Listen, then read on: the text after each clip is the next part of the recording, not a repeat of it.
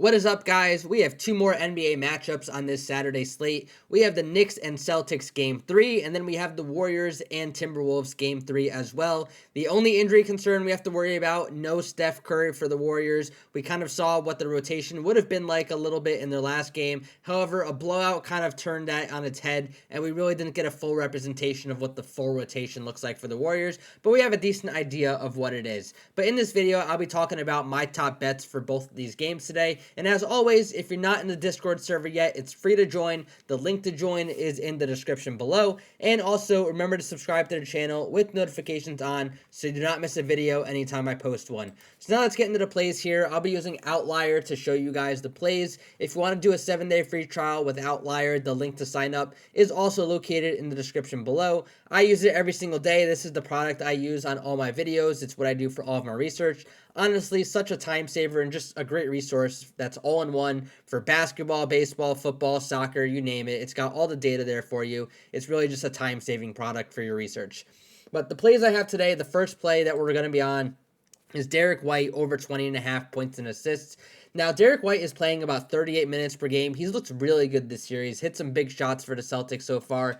But on the season, when he's playing 38 or more minutes per game, I think this number is still too low at 20.5. We were getting it at like 19 and 18.5 the first two games of the series. It's going to slowly probably keep ticking up for us, but this 20.5 number is still a little bit too low. If you look at the full season of games where he's played over 38 minutes, he's averaging 23.6 points and assists per game and has gone over 15 out of 19 times.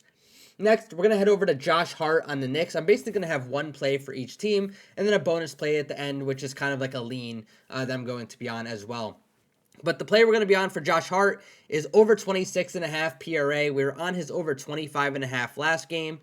Basically, he's playing huge minutes. He's playing 34 plus minutes per game. And on the season, when he's playing this many minutes, he's averaging 30.5 PRA. He's gone over in 49 out of 65 games this year. And if we filter for just home games, he averages 31.007, so 31.1, but going over in 22 out of 30 games this season. So really good matchup for Josh Hart, just because of the volume, and he's going to be on the floor a ton. And obviously a 73% hit rate at home is really good in this situation. Next play, we're heading over to the Warriors and Timberwolves game. I'm going to be on Jonathan Kuminga over 20.5 PRA. Now, they bumped this number up a ton. I think the bet I had last night or the other night was 8.5 points and assists. He smashed that number. He had 24 PRA last game. He played really well. But basically, he's playing about 25 minutes per game in the playoffs right now, and then no Steph Curry. So that's what I'm filtering for here. So it's all the games where he's played 25 more minutes without Steph Curry this season. He's averaging 30.7 PRA in these games, and he's gone over all 7 times. Honestly, I'm a little bit concerned about this because I do think he got a little bit of extra run because he got hot in the first half, and then he started in the second half, and Steve Kerr usually just goes with the hot hand. So he got more minutes. Buddy Hield got a little bit less minutes, so that's another play I want to talk about here. He's getting a bunch of volume, Buddy Hield. He's averaging 14, 15, 19 shots per game when he's playing. No Steph Curry on the floor definitely helps him a ton. He's playing 27 or more minutes every single game. He only averages 24.8 points per game, PRA per game when Steph Curry is out, but it's still a solid play nonetheless.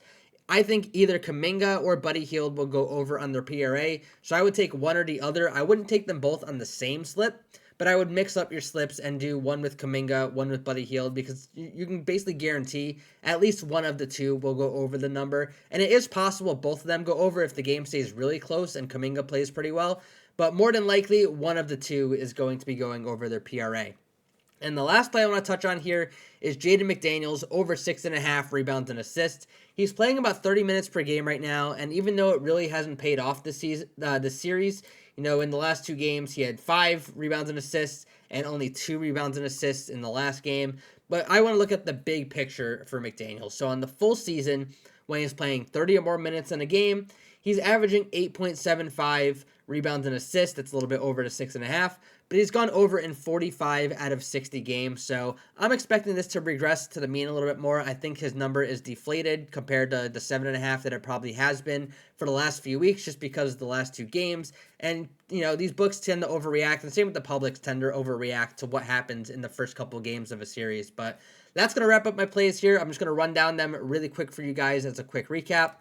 we're going with Derek White over 20.5 points and assists, Josh Hart over 26.5 points, rebounds, and assists, Jonathan Kuminga over 20.5 PRA, Buddy Hield over 19.5 PRA, and Jaden McDaniels over 6.5 rebounds and assists. I look forward to seeing you guys in the Discord server later on today, posting your wins, and best of luck on your plays tonight, everybody.